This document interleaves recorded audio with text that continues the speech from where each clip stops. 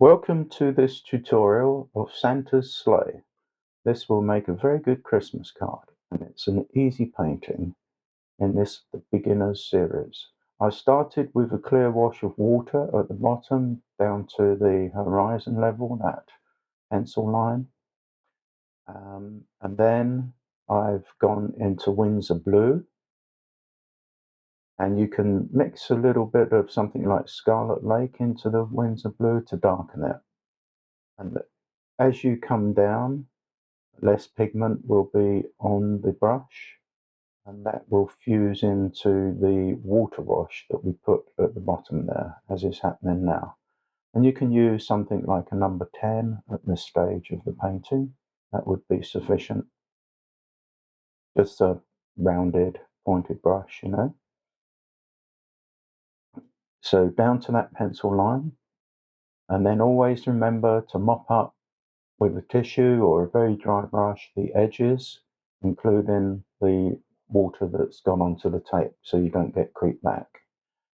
Then gone into a flat brush. You can use something like a quarter size to lay some snow shadows in the foreground. And you'll see there we've got a little bit of a blemish in the paper on this occasion, which is very rare, but we do have one. Don't worry about it. Don't try and scrape it out or anything. Leave it there, because we can cover that with some grass that's coming up through the snow area, snow foreground like this. And then it'll be hardly noticeable. Just use a very small brush on this occasion to get little grass strands, so your mixture of blue and yellow, which would be Windsor blue and Windsor yellow, but whatever you have available. Then use that same mix to scrape in the trees, evergreen trees, and they are at this stage very much an underpainting, and scraping them this way helps us achieve the shape that we want.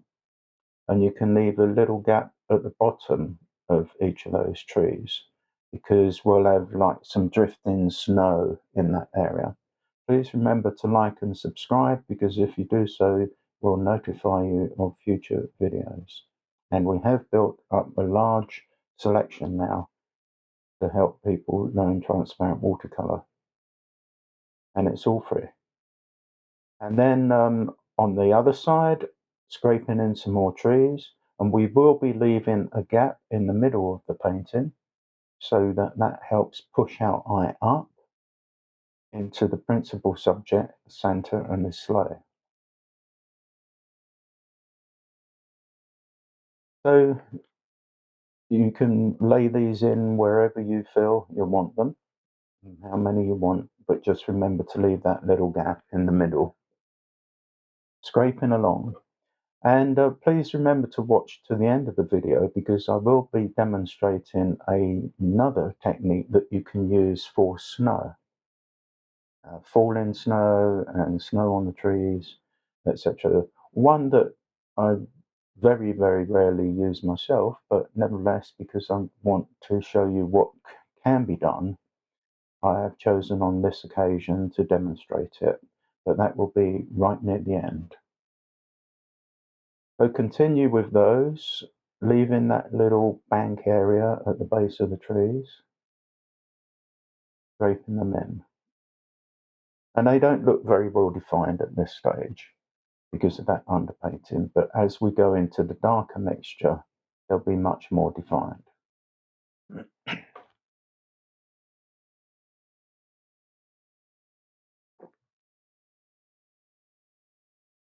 You can see that the wash that we did of blue very much lightens as it dries.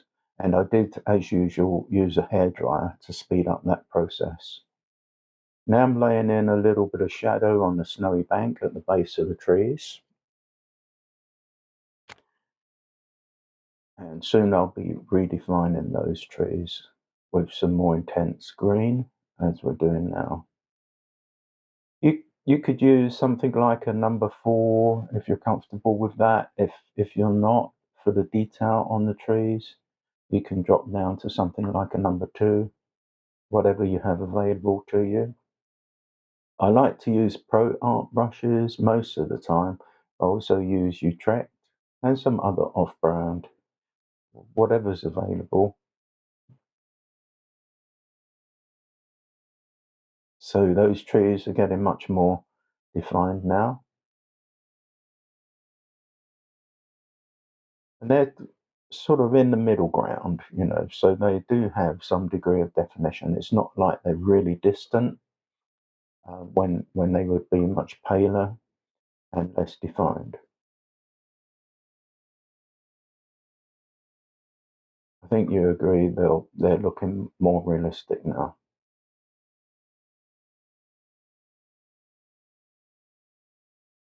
So having done those, we've gone to the drawing of the reindeer and the sleigh, and that was a very simple drawing.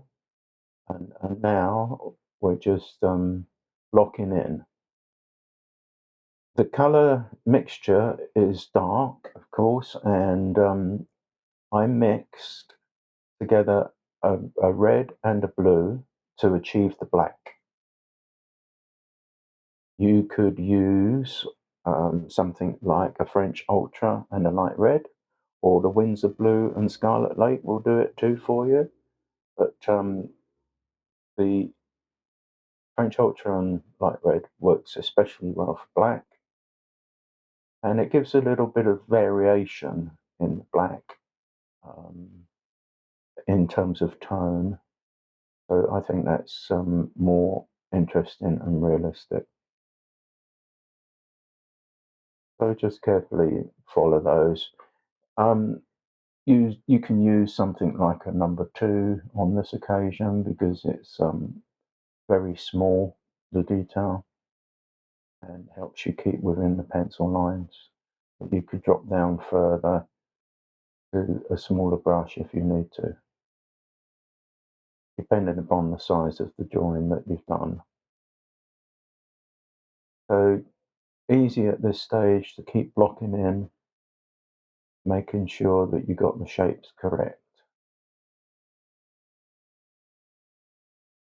And we're quite a long way through now. We're 7.5 minutes through. Only a 10.5 minute tutorial.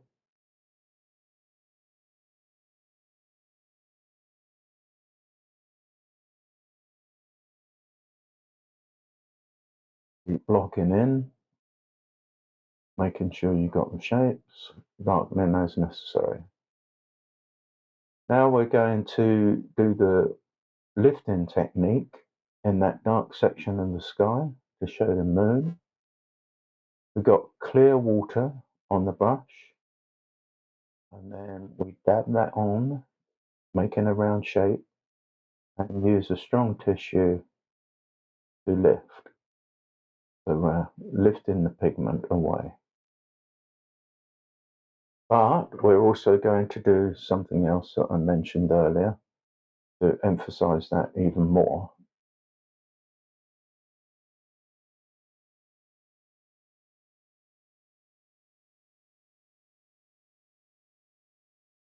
Okay, so now what I'd like to show this technique is you can get some chalk, whether it's a chalk pencil or chalk block.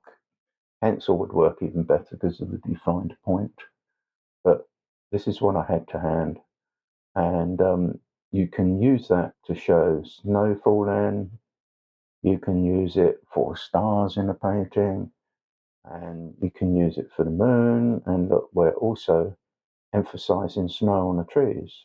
So it is a useful technique on occasions for something like this.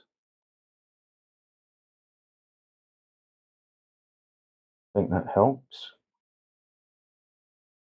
Just drop those in here and there. If on the principal subject you've put a couple in too many here and there, you can go over that with the dark mixture again.